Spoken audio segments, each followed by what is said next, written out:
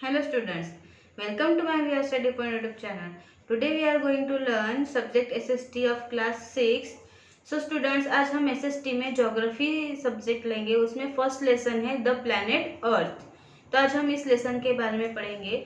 The planet earth, इस name से ही आपको ये जानकारी प्राप्त होती है कि प्लैनेट मीन्स मतलब अपने अर्थ पे जो प्लैनेट्स होते हैं वो उनके बारे में हमें इस लेसन में इंफॉर्मेशन मिलने वाली है. तो इसमें हम कुछ पॉइंट्स देखेंगे. First point is formation of our universe, stars and constellations, our solar system, the sun and the planets, asteroids and meteoroids and comets and last is moon.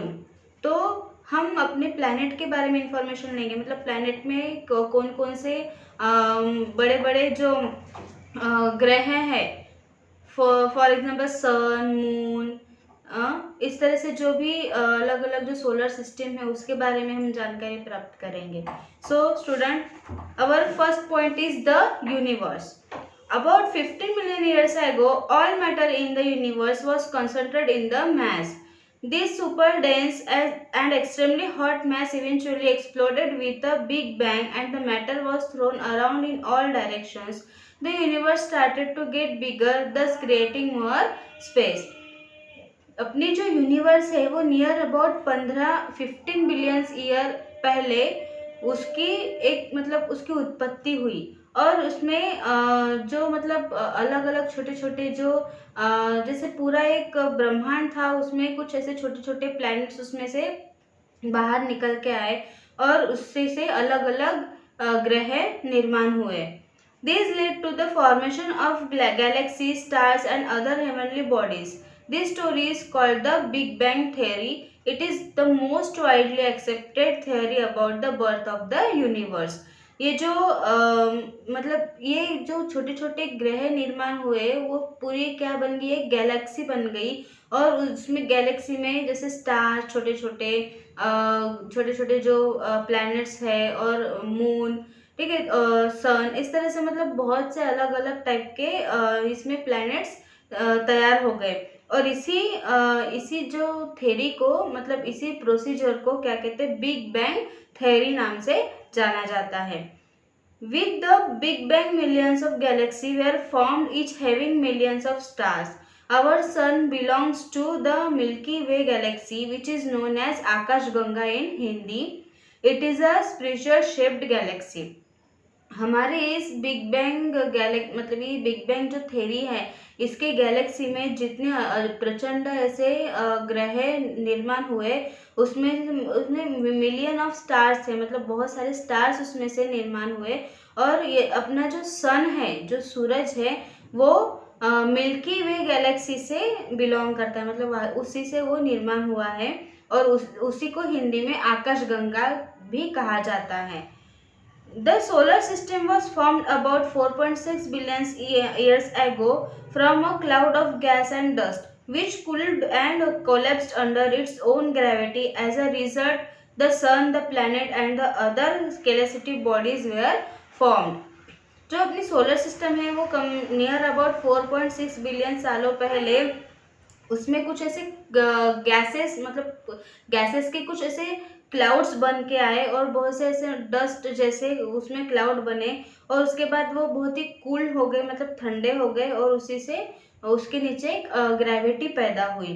और उसका ही ये रिजल्ट है जो इतने सारे प्लैनेट्स निर्माण हुए उसमें से, जैसे सन है और अलग अलग जो प्लैनेट्स है, उसी तरह से उसी में से ये प्लैनेट्स निर्माण हुए. उसमें हम फर्स्ट ऑफ ऑल हम देखेंगे stars. A star is a heavenly body that is self luminous, shines by producing its own light. ये तो हम सभी जानते हैं कि स्टार्स जो है वो एक हेवनली बॉडी है, सेपरेटेड बॉडी है, और उसमें एक सेल्फ ल्यूमिनियस है जो खुद ही मतलब खुद ही वो क्या करते हैं, लाइट प्रोड्यूस करते हैं. क्योंकि जब स्टार्स रात में निकलते हैं तो स्टार की लाइट से ही बाहर उजाला दिखता है. तो स्टार जो है उनको खुद की एक लाइट होती है. Stars are burning bodies that contains gases and produce an incredible amount of heat and light. Star जो है वो एक बर्निंग बॉडीज भी है. तो उसकी वजह से उसमें कुछ गैसेस निकलते हैं और कुछ ऐसे इनग्रेडिबल मतलब थोड़े से कम ऐसे अमाउंट में उसमें से हीट और लाइट भी बाहर निकलती है। The sun is a star. Some stars make a recognisable pattern in the sky known as consultation और नक्षत्र। मतलब जो सन है वो भी एक स्टार ही है और उसमें कुछ ऐसे अलग अलग पैटर्न्स है जो स्काई में मतलब फैलते हैं, तो उसको कंसल्टेशन या नक्षत्र भी कहते हैं। Some of the most easily recognisable constellations are Ursa Major, Orion and Libra. The study of stars and other celestial bodies is called astronomy. मतलब कुछ ऐसे सन से जो निर्माण हुए जो नक्षत्र है, कॉन्स्टेलेशंस जो है, उनमें से कुछ उर्सा मेजर है जिसको हम ग्रेट बियर के नाम से जानते हैं, ओरियन है जिसको थंडर कहते हैं, और लिब्रा है जिसको हम बैलेंस स्केल्स कहते हैं। तो ये कुछ ऐसे नक्षत्र स्टार्स सन के थ्रू निर्माण हुए हैं। जब हम स्टार्स की हम कुछ स्टडी करते हैं तो उस स्टडी को ही एस्ट्रोनॉमी भी कहा जाता है। मतलब जो प्लैनेट सन इसकी जो स्टडी करते हैं उस स्टडी को एस्ट्रोनॉमी कहते हैं, और जो स्टडी करने वाले हैं उनको एस्ट्रोलॉजर कहते हैं।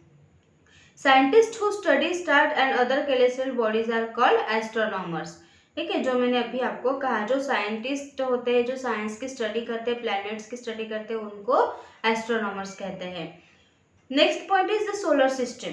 The solar system is the name given to the sun, all the planets that revolve around it, their satellites और moons, meteors, comets and asteroids. जो अपनी सोलर सिस्टम है उसको जो नाम दिया गया है वो सन, मतलब उसमें से जो एक प्लैनेट है जिसको सन कहते हैं, जिसको सन नाम दिया है, और बाकी जो ऑल अदर प्लैनेट है वो उसके अराउंड में रहते हैं। जैसे सैटेलाइट्स या फिर मून है, मेट्रोस है, कॉमेट्स है, एस्ट्रॉइड्स है, तो ऐसे जो छोटे छोटे जो प्लैनेट्स है वो सन के मतलब सन के आजू बाजू में उसके अराउंड में रहते हैं। The sun, the planet and their satellites all have their own gravity of different strengths. Their pull on each other is what holds them in place in the solar system and keep them where they are.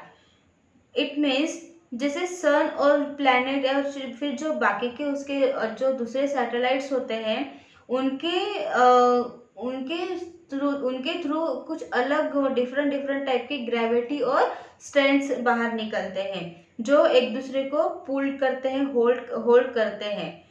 Each planet takes a certain amount of time to complete one revolution around the sun. मतलब हर एक planet को अपने मतलब sun के revolve में around घूमने के लिए पूरा मतलब एक कंप्लीट टाइम उनको लगता है। This is called its year. मतलब जब सूरज के अराउंड में जितने भी छोटे छोटे जो प्लैनेट्स उसके अराउंड में घूमते हैं उसको एक पूरा कंप्लीट ईयर लगता है। The further a planet is from the sun, the longer is its year. मतलब जो प्लैनेट होते हैं जो सन के थ्रू मतलब सन के अराउंड में घूमते हैं उसको कम से कम टोटल लॉन्गर जो उसका जो समय जाता है वो पूरे 1 साल का जाता है। Mercury, the closest planet to the sun, has a year of 88 Earth days. जो मर्क्यूरी प्लैनेट है वो सन का सबसे क्लोजेस्ट प्लैनेट है, मतलब सन के सबसे नज़दीक का प्लैनेट है मर्क्यूरी, और जिसको टोटल मतलब अर्थ पे टोटल 88 मतलब ऐसे अर्थ डेज हुए हैं, मतलब 88 साल हो गए हैं उसको अर्थ पे आए हुए या उसकी निर्मित हुए। इसके बाद है Neptune the planet farthest from the sun has a year of 60,266 earth day. इसके बाद जो दूसरा प्लैनेट है नेपच्यून जो सन से बहुत फार है, मतलब बहुत ही ज़्यादा दूर है, और उसको टोटल 60,266 ईयर्स कंप्लीट हुए हैं। The earth takes 365 days to complete one revolution around the sun. Earth को सन के अराउंड में पूरा एक राउंड कंप्लीट करने के लिए टोटल 365 डेज लगते हैं। इसके बाद है the sun. The sun is at the centre of our solar system. Sun जो है वो अपने सोलर सिस्टम का सबसे सेंटर पॉइंट है, मतलब वो सबसे सेंटर में सन होता है। It is a medium size star. Its diameter is over 100 times that of the Earth. It is a huge ball of burning gases, especially hydrogen and helium. जो सन है वो एक मीडियम साइज का स्टार है और उसका उसमें मतलब 100 टाइम्स के डायमीटर होते हैं अपने अर्थ पे। और वो एक बहुत ही बड़ा एक बॉल है, किस चीज़ का, बर्निंग गैसेस का, मतलब एक आग मतलब बहुत ज़्यादा आग होती है उस पर, और उसके उसमें बहुत ज़्यादा गैसेस भी होती है। फॉर उसमें स्पेशली जो गैसेस है वो हाइड्रोजन होते हैं और हेलियम होते हैं। ये दो गैसेस सन में होती है और उसमें बहुत ज़्यादा आग भी होती है। Therefore it is very hot, इसीलिए वो बहुत ही ज़्यादा हॉट होता है। इसलिए सूरज जब दिन में रहता है तो इतनी हमें गर्मी भी होती है और धूप भी लगती है। The surface temperature of the sun is about 5500 degree Celsius, which is about 60 times that of boiling water. But we do not feel this heat because of the huge distance between the earth and the sun, which is about 150 million kilometer. That means अब जो सन का जो temperature है वो near about 5500 degree Celsius का होता है, लेकिन हमें वो इतना महसूस नहीं होता और इतना टेम्परेचर होता है कि उसमें 60 टाइम्स हम पानी बॉईल कर सकते हैं, इतना उसमें हीट होता है। लेकिन वो उतनी हीट हमें महसूस नहीं होती, क्यों? क्योंकि अपने अर्थ से और सन से डिस्टेंस जो है वो बहुत ही ज़्यादा है। उसकी वजह से सन की जो हीट है या सन की जो मतलब उसकी जो गर्मी है वो अपने अर्थ तक उतना पहुंच नहीं सकती, इसलिए हमें उतनी गर्मी वो महसूस नहीं होती। और अब सन से और अपने अर्थ से कम से कम 150 मिलियन किलोमीटर का डिस्टेंस है। The sun is the only sources of heat and light for the entire solar system. Sun एक एकमेव ऐसा प्लैनेट है जिससे इतनी ज़्यादा हीट और लाइट मिलती है। पूरे सोलर सिस्टम में सबसे एकमेव ही वो प्लैनेट है जिससे हमें इतनी ज़्यादा हीट और लाइट भी मिलती है। Next point is the planets. All the 8 planets of our solar system, Mercury, Venus, Earth, Mars, Jupiter, Saturn, Uranus and Neptune, revolve around the sun in fixed paths known as orbits. मतलब अपने सन के around में जितने भी जो planets है, जैसे mercury है, वेनस है, अर्थ है, मार्स है, जुपिटर है, और सैटर्न, यूरेनस और नेपच्यून, ये जो टोटल जो पूरे प्लैनेट्स है, छोटे छोटे जो प्लैनेट्स है, वो हमेशा सन के अराउंड में घूमते रहते हैं और उसी फिक्स पाथ को, और उसकी जो फिक्स पाथ होती है कि उनको किस डायरेक्शन में घूमना है, तो उस फिक्स पाथ को और उस मतलब उस फिक्स पाथ के उस सर्कुलर को ऑर्बिट्स भी कहा जाता है। They also rotate on their own axis while revolving around the sun. Planets do not have their own light. They reflect the light that they receive from the sun. ये जितने भी जो planets है जो मैंने अभी आपको कहा, जैसे मर्क्यूरी, सैटर्न, अर्थ और नेपच्यून, यूरेनस, है ना, ये सब जो वेनस वगैरह, ये सब जो प्लैनेट्स है इनको खुद की लाइट नहीं है। मतलब वो खुद एक मतलब वो कोई लाइटेड प्लैनेट नहीं है कि उनको खुद की कोई लाइट हो या उनका खुद का कोई प्रकाश हो। वो लाइट किससे लेते हैं? सन से। सन की जो भी रोशनी होती है उनके ऊपर जो पड़ती है उससे वो लाइट लेते हैं। ठीक है, और इसके आगे हम देखेंगे, it is important to know that earlier the solar system was believed to have 9 planets with Pluto being the 9th one. मतलब सन के अराउंड में टोटल ऐसे 9th प्लैनेट फिर घूमते हैं, जिसमें से मतलब एक प्लूटो भी है उसमें शामिल। प्लूटो नाम का भी एक प्लैनेट है जो सबसे छोटा है पूरे सोलर सिस्टम में, उसको इंक्लूड करके टोटल 9 ऐसे प्लैनेट्स सन के अराउंड में घूमते हैं। However, Pluto has been removed from the list of our planets and is recategorized as a dwarf planet. मतलब जो पहले एक प्लूटो नाम का प्लैनेट था जो अभी सोलर सिस्टम से निकल चुका है, तो उसको वो एक प्लूटो जो है वो रिमूव हो चुका है और उसमें उसके एक कैटेगरीज आई है जिसको ड्राफ्ट प्लैनेट कहते हैं। All the planets are spherical in shape and vary in size and composition. Jupiter is the largest and Mercury is the smallest of all the planets. मतलब हर प्लैनेट के अलग अलग शेप दिए गए हैं और हर प्लैनेट के साइज भी अलग अलग है। जैसे मर्क्यूरी जुपिटर जो है वो पूरे प्लैनेट का सबसे बड़ा, सबसे लार्जेस्ट ऐसा प्लैनेट है, और मर्क्यूरी जो है वो सबसे स्मॉलेस्ट है, मतलब सबसे छोटा है। प्लूटो सबसे छोटा, पहले प्लूटो था लेकिन अब प्लूटो निकल गया, तो सबसे छोटा जो है वो मर्क्यूरी प्लैनेट हो गया है। Mercury, Venus, Earth and Mars are rocky, Jupiter, Saturn, Uranus and Neptune are gaseous and liquid. मतलब जो मर्क्यूरी है, वेनस और सैटर्न, यूरेनस, ये जो 4 प्लैनेट है ये रॉकी प्लैनेट है, मतलब ये पत्थरों के प्लैनेट है, पत्थरों से बने हुए। और जो जुपिटर, सैटर्न, यूरेनस और नेपच्यून जो है वो गैसेस से बने हुए हैं, गैसेस और लिक्विड से। Okay, the hottest planet is Venus and not Mercury, even thought it is closest to the sun. मतलब जो वेनस है वो एक हॉटेस्ट प्लैनेट है, लेकिन मर्क्यूरी जो है वो हॉटेस्ट प्लैनेट नहीं है, लेकिन फिर भी ये दोनों सन से बहुत ही क्लोजेस्ट है। This is because the atmosphere of Venus traps the sun's heat. इसीलिए ये दो जो प्लैनेट, मतलब वेनस जो है वो एक हॉटेस्ट प्लैनेट है और मर्क्यूरी हॉटेस्ट प्लैनेट नहीं है, लेकिन वो सन से क्लोजेस्ट है।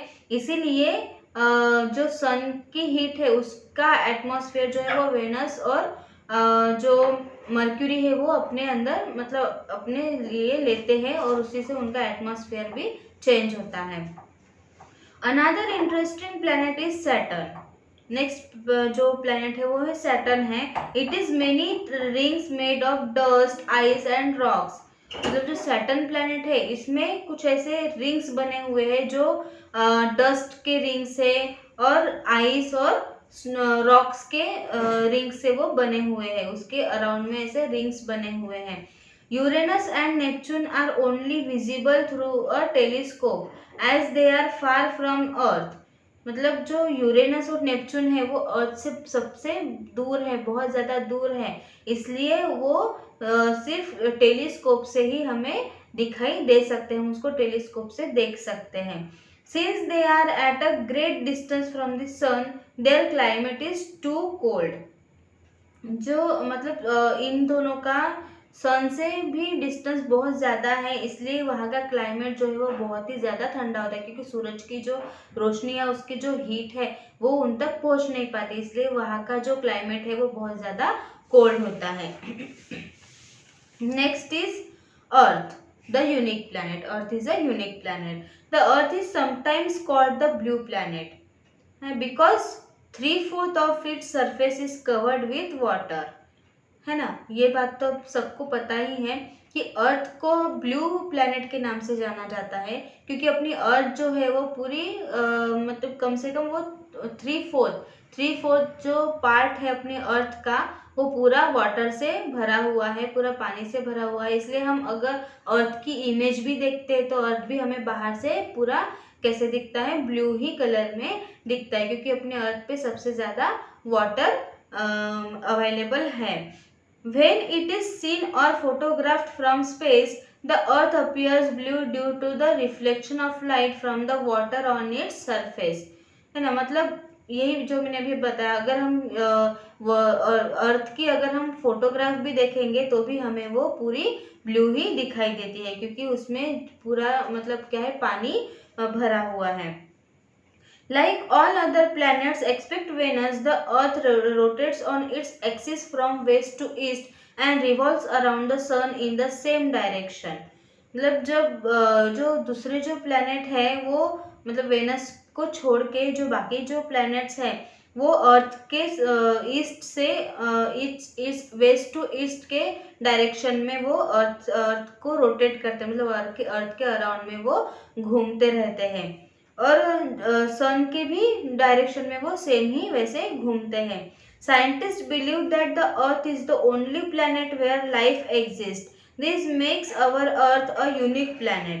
मतलब साइंटिस्ट की खोज से ये मतलब ये हमें पता चलता है कि अर्थ ही ऐसी वन ओनली एक ही ऐसा जो प्लैनेट है जिसमें लाइफ है, मतलब सजीव लोग यहाँ पे रहते हैं।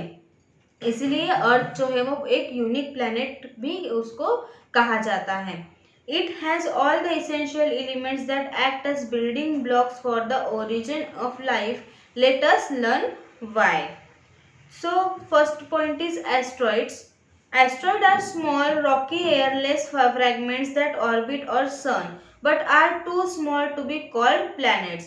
एस्ट्रॉइड जो है वो बहुत ही छोटे छोटे स्मॉल साइज में होते हैं, और मतलब छोटे छोटे साइज के पत्थर होते हैं, और वो एक सन मतलब सन के कुछ ऐसे ऑर्बिट्स होते हैं, ठीक है।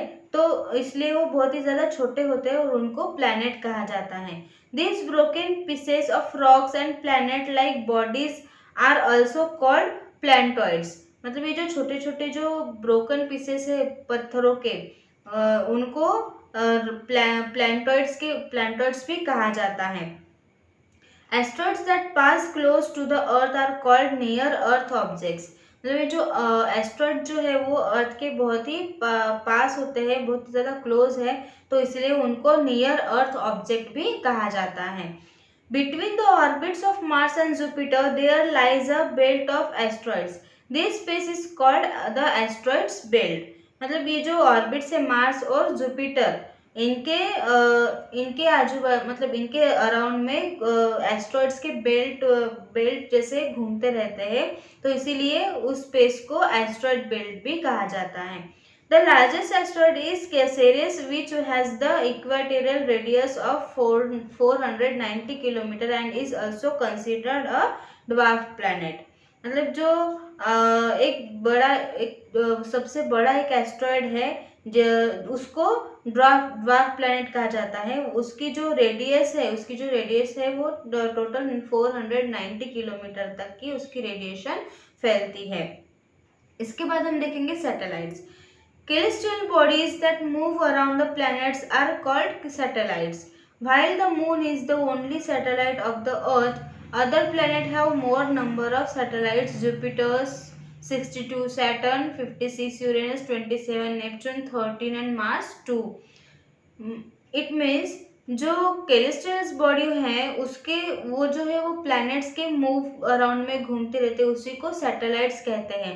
और उसमें एक मून जो है वो एक अर्थ का सैटेलाइट है, और जो बाकी जो प्लैनेट्स है उसके भी कुछ अपने सैटेलाइट्स है। जुपिटर के सैटेलाइट्स है 62, सैटर्न के 56, यूरेनस के 27, नेपच्यून के 13, मार्स के 2, ऐसे उनके कुछ सैटेलाइट्स हैं।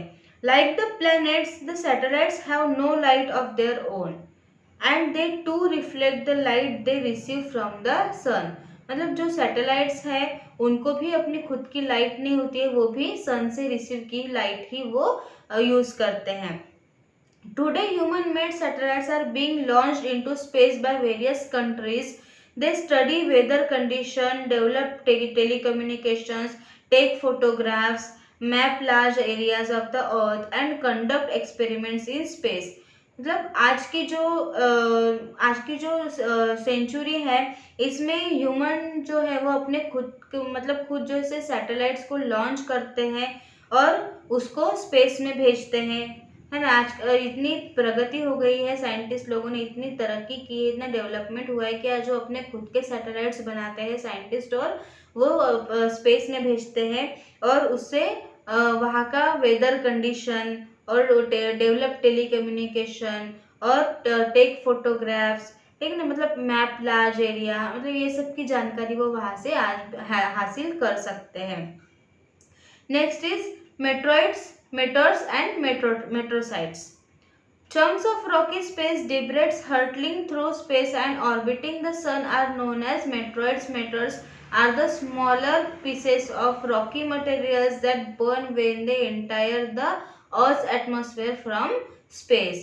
मतलब जो छोटे छोटे जो रॉकी के मतलब पत्थरों के जो छोटे छोटे टुकड़े हैं उसको मतलब वो स्पेस में ऐसे अराउंड में ऐसे घूमते रहते हैं प्लैनेट्स के, और उस सन के अराउंड में वो ऑर्बिट करते रहते हैं।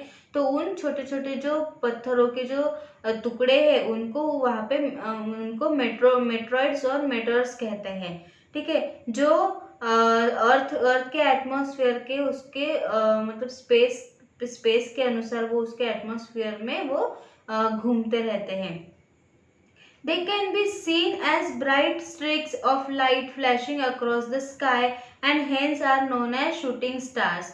मतलब ये जो मेट्रॉइड्स जो है वो जैसे मतलब एक ब्राइट सन के अराउंड में भी वो घूमते रहते हैं, इसलिए उनको एक ब्राइट लाइट मिलती है, और उसी उसी से उन वो मतलब चमकते हैं उस लाइट से, इसलिए उनको शूटिंग स्टार्स कहा जाता है। Many larger fragments of rocks complete the journey to the Earth's surface without being destroyed. These are known as meteoroids. मतलब ऐसे बहुत से जो मतलब मतलब पत्थरों के ऐसे कुछ बड़े बड़े पार्ट्स जो है वो सन के अराउंड में जो जर्नी करते थे या घूमते रहते हैं उनको उनको मेट्रॉइड्स कहते हैं। Okay, some recent major meteoroids falls on earth were in Vladiscos in 1947, Barwell in 1965, Northern Ireland in 1999, France in 2011 and Chelyabinsk in 2013। मतलब कुछ ऐसे बड़े बड़े मेट्रॉइड्स जो अर्थ के मेट्रॉइड्स जो है वो मतलब किसी किसी जगह पे किसी किसी कंट्री में वो उसके कुछ पार्ट्स पड़े मतलब गिरे हैं। तो वो हमें यहाँ पे बताया है कि वो हमें कहाँ कहाँ मिले थे, मतलब कहाँ कहाँ वो गिरे थे और हमें देखने को मिले थे। जैसे रशिया रशिया का एक स्टेट है व्लादिवोस, उसमें 1947 में वो जो मेट्रॉइड है वो गिरा था। बारवेल में 1965 में गिरा था, और आयरलैंड में 1999 में, और फ्रांस में 2011 में, और केलीबिंस्क में जो रशिया का एक स्टेट है उस वहाँ पे 2013 में ये मेट्रॉइड्स फॉल्स हुआ था, गिरा था। Okay, next is comets. Comets are objects made of dust and gas held together by ice particles. They revolve around the sun in elongate orbits. The ice changes to gas when it comes near the sun. These vaporized part from a long tail of gas and fine dust. मतलब जो comets है वो एक dust और gas के जो gas से बने हुए कुछ ऐसे ऑब्जेक्ट्स हैं। ठीक है, जो एक दूसरे से मतलब गैस और आइस एक दूसरे से मिलके वो उनसे वो बने हुए कुछ एक पार्टिकल्स है। ओके, तो ये जो है वो सन के अराउंड में ही घूमते रहते हैं, और उसके जो आइस है वो चेंजेस उसमें चेंजेस होते जाते हैं। जो आइस है वो गैस में चेंज होती जाती है, और सन के क्योंकि वो सन के नियर जा मतलब पास जाते हैं, इसलिए वो जो आइस है वो उस सन की हीट से क्या हो जाती है, मेल्ट हो जाती है, और उसका गैस में मतलब वो गैस में रूपांतरित हो जाती है। तो इसलिए वो मतलब गैस और आइस दोनों से बने हुए वो कॉमेट्स उसको कहते हैं। The most famous comet is the Halley's comet which appears in the sky every 76 years. मतलब सबसे फेमस जो कॉमेट है उसका नाम है हेलिस कॉमेट।